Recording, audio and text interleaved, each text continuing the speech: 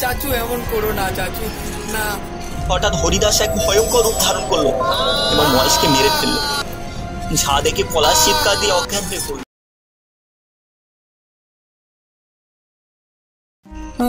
আজকে অনেক রাত হয়ে গেল শহর থেকে আসতে, আর পলাশকে বারবার বললাম যে আমার সাথে চল, দুইজন গেলে কাপড়গুলো তাড়াতাড়ি বিক্রি হয়ে যাবে। হায়, কিন্তু কে শোনে কার কথা? ছেলেটা আমার একটা কথা শোনে না, সবই আমার পোড়া কপাল। মহেশ বাবু নিজে নিজে কথা বলতে বলতে হাঁটছে।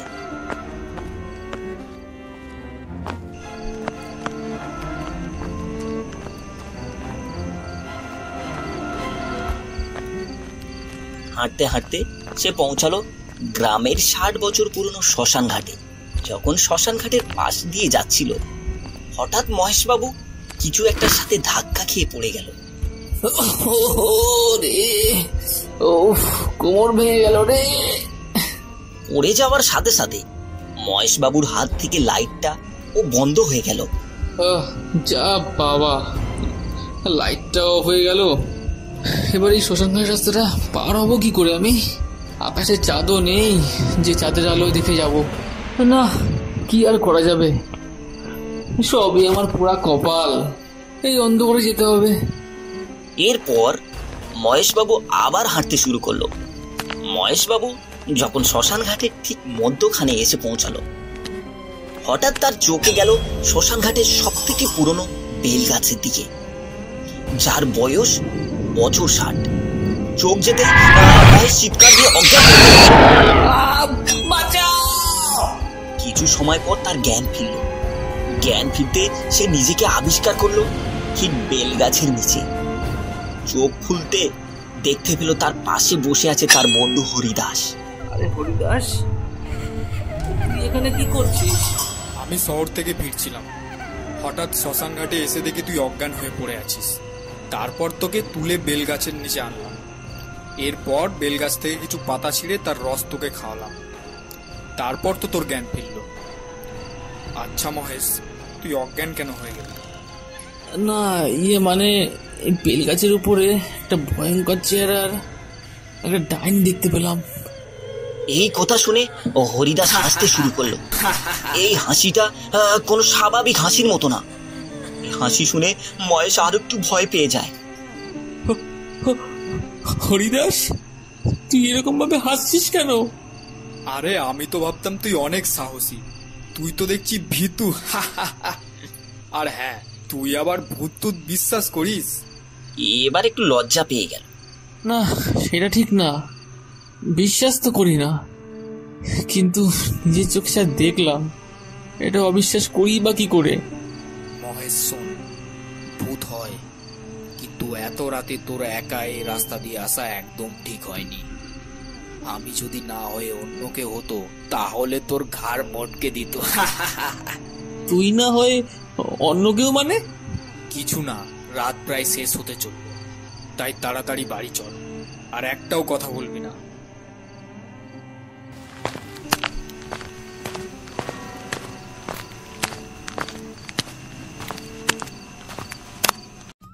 মা, ও মা, কাঠগুলো কোথায় রাখবো?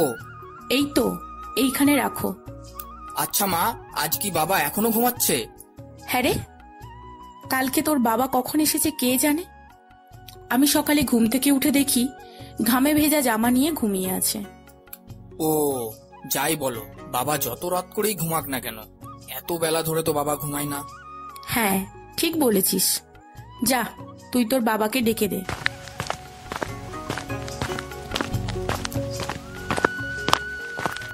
বাবা, ও বাবা, ওঠো, কত বেলা হয়ে গেল। কে কে কে? বাবা, আমি। কি হয়েছে, তুমি ভয় পেয়ে গেলে কেন? ও তুই? না রে, কিছু হয়নি, কিছু হয়নি। এত বেলা ধরে তো তুমি ঘুমাও না, কিন্তু আজ কি হলো তোমার? কয়টা বাজে পলাশ? বাবা, সকাল 11টা বাজে। বলিস কি? আজ তো তাহলে পোশাক নিয়ে আর বাজারে যাওয়া হলো না। আচ্ছা, তোমার কি হলো আজ? সকাল থেকে দেখছি তুমি কেমন যেন হয়ে গেছো। হ্যাঁ, কে? আমাকে বলছো? না, তেমন কিছু না। খেতে দাও, খিদে পেয়েছে। তোমার কি যে হয়ে গেল কিচ্ছু বোঝা যাচ্ছে না। কালকের ঘটনাটা কি এদের বলা যাবে? না থাক, বেকার বেকার এটা চিন্তা করবে। বাবা তুমি খাবার খাও, কি ভাবছো? হ্যাঁ হ্যাঁ, খাচ্ছি খাচ্ছি। হঠাৎ বাইরে থেকে কার গলার আওয়াজ শোনা গেল।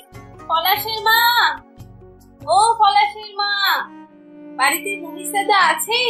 আরে বৌদি, আপনি? হ্যাঁ, উনি বাড়িতে আছেন। আপনি এখানে বসুন, উনি খাওয়া দাওয়া করে আসছে।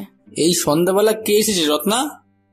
রানী বৌদি এসেছে তোমার সাথে কথা বলতে। আমার সাথে দেখা করতে এসেছে? হ্যাঁ, তোমার সাথে দেখা করতে এসেছে। এরপর মহেশ রানীর সাথে দেখা করতে এগিয়ে গেল, কিন্তু যখনই তার পরনে সাদা শাড়ি দেখতে পেল, মহেশ যেন আকাশ থেকে পড়ল। বৌদি, তোমার পরনে সাদা শাড়ি কেন? দাদা, তুমি কি কিচ্ছু জানো না? কি হলো, কান্না করছো কেন? বৌদি, নিজেকে সামলাও। তোমার দাদা নিজেও কিছু জানে না, আর আমিও তাকে কিছু বলিনি। আরে তোমার বলবে তো কি হয়েছে। আসলে গতকাল দুপুরে হরিদাস দাদা বেলপাতার জন্য শ্মশান ঘাটে গিয়েছিল। এরপর ওই পুরনো বেলগাছ থেকে পড়ে তিনি মারা যান। তাহলে আমার শ্মশান ঘাটের নিচে কালকে আমার সাথে কে ছিল? কালকে তো আমরা একসাথে দুজনে গ্রামে ঢুকলাম। কে ছিল মানে? কি হয়েছে কালকে তোমার সাথে? কালকে যখন আমি বাজার থেকে গ্রামে ফিরছিলাম, হঠাৎ তার চোখে গেল শ্মশান ঘাটের সব থেকে পুরনো বেল গাছের দিকে, যার বয়স বছর 60। চোখ যেতে চিৎকার দিয়ে অজ্ঞান। কিছু সময় পর তার জ্ঞান ফিরল। জ্ঞান ফিরতে সে নিজেকে আবিষ্কার করলো ঠিক বেল গাছের নিচে। চোখ খুলতে দেখতে পেল তার পাশে বসে আছে তার বন্ধু হরিদাস। আরে হরিদাস, তুই এখানে কি করছিস? আমি শহর থেকে ফিরছিলাম, হঠাৎ শ্মশান ঘাটে এসে দেখি তুই অজ্ঞান হয়ে পড়ে আছিস। তারপর তোকে তুলে বেলগাছের নিচে আনলাম। এরপর বেলগাছ থেকে কিছু পাতা ছিঁড়ে তার রস তোকে খাওয়ালাম। তারপর তো তোর জ্ঞান ফিরল। আচ্ছা মহেশ, তুই অজ্ঞান কেন হয়ে গেলি? না, মানে এই বেল গাছের উপরে একটা ভয়ঙ্কর চেহারার একটা ডাইন দেখতে পেলাম। এই কথা শুনে হরিদাস হাসতে শুরু করলো। এই হাসিটা কোনো স্বাভাবিক হাসির মতো না। এই হাসি শুনে মহেশ আর একটু ভয় পেয়ে যায়। হরিদাস, তুই এরকম ভাবে হাসছিস কেন? আরে আমি তো ভাবতাম তুই অনেক সাহসী, তুই তো দেখছি ভীতু। আর হ্যাঁ, তুই আবার ভূত টুত বিশ্বাস করিস?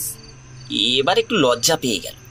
না, সেটা ঠিক না, বিশ্বাস তো করি না, কিন্তু নিজের চোখে যা দেখলাম এটা অবিশ্বাস করি বা কি করে?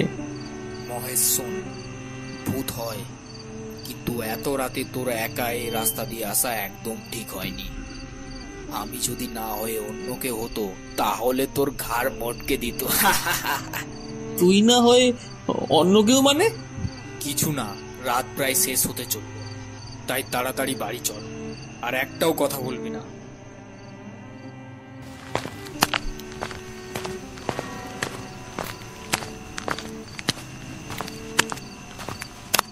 কি বলছেন দাদা আপনি এইসব? আমার মনে হয় বাবা, এটা হরিদাস চাচুর আত্মা। আমাদের গ্রামের ঠাকুরবাবু আছেন না, উনি বলেছিল যে ওই শ্মশান ঘাটে বেলগাছেতে নাকি একটা ভূত থাকে, আর রাতের বেলা যাকে পায় তার ঘাড় মটকে দেয়। এই পলাশ, তুই চুপ কর। কি ভূতরূতের কথা বলছিস? হরিদাসের মৃত্যুর কথা শোনার পর মহেশ আরো ভয় পেয়ে গেল। আর হরিদাস কালকের একটা কথা মহেশের কানে বাজছিল। কালকে তো হরিদাস তো বলেছিল সে না হয়ে অন্য কেউ হলে তো ঘাড়ি মটকে দিত। তাহলে কি সত্যি ওইটা হরিদাসটা ছিল? এই ঘটনার পর অনেক দিন কেটে যায়, আর মহেশ শহরে যাওয়ার সময় প্রত্যেকদিন তার ছেলে পলাশকে সাথে নিয়ে যায়। কখনো রাত করে শহর থেকে ফিরতো না, আর সাথে ঘটে যাওয়া ওই রাতের কথা মহেশ ভুলে যায়।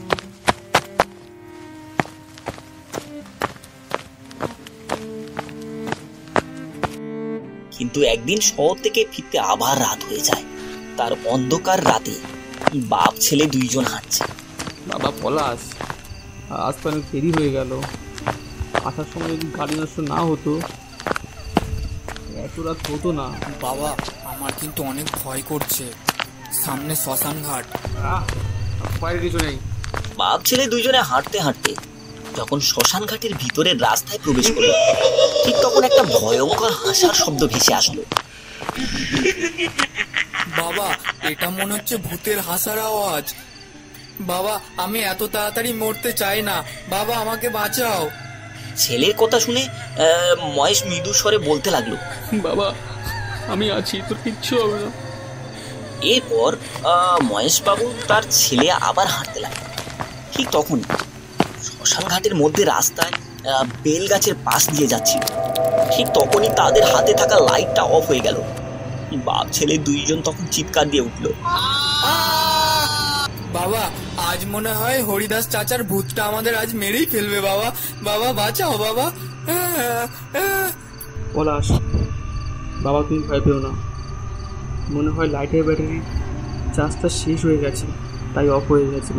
কিচ্ছু হবে না, চলো আমরা সামনের দিকে এগিয়ে যাই। তারা দুইজন আবার হাঁটতে শুরু করে, কিন্তু অবাক করার বিষয় তারা হাঁটছে ঠিক কিন্তু একই জায়গায় রয়ে যাচ্ছে, যেন কেউ তাদের এক জায়গায় স্থির করে রেখেছে।